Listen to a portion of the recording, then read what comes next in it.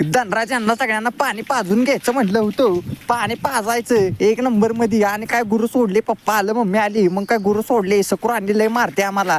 मग पप्पांशिवाय ते ऐकत नाही. मग तिला पहिल्यांदा बाहेर काढायला लागते. मग सगळी गुरु सोडली, निघाली सतलक्यात चरायला.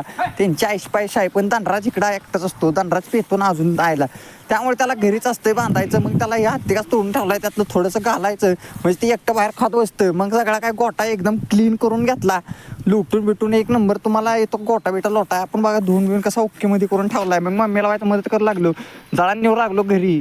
मग काय का गणपतराव आमचे आलेले, गणेश बंधू, छोटे बंधू. मग आम्ही निघालो नदीला पूर बघाय म्हटलं, पूर बघून यावं. पण पाऊस बिऊस पूर असले नदीला एकदम पूर आलेला आहे. तुम्हाला जर इच्छा वगैरे असली देव बघायची तर ह्या पुरात उडी मारू शकता व देव बघू शकता. तुम्हाला नक्कीच देव नाही तर शैतान नक्की यातलं एकतरी भेटेल. इतका पूर होता ना, एक नंबर वाटलं हो. माझ्या असले माझ्या फक्त गावाकडेच असते हो. शहरातली पोरं असले बघायची ती लय माझ्या आधी सगळी माणसं बिनसं होती. एक नंबर हो, एक नंबर. काय सांगायचं, तिकडं कोलेश्वर होतं, इकडं बघा अशी ती मोटर आहे बघा. इकडं आम्ही आलो वनदेव. आता आमच्या गावातला वनदेव म्हणून असं फेमस ठिकाण आहे. तर दत्ताचं मंदिर आहे तिथं, त्याला पाणी लागलेलं. असला धबधबा बिबधबा असा बघायला, असं लाटा बिटा एक नंबर हो. तुम्हाला आहे का असलं सुख? आम्हाला आहे ना. येता वाटत दिसतं सीताफळ पाठ लागलेला. मग 2 तोडली गाण्यानं मी टाकली खिशात, चला ना घरी सुट्टा.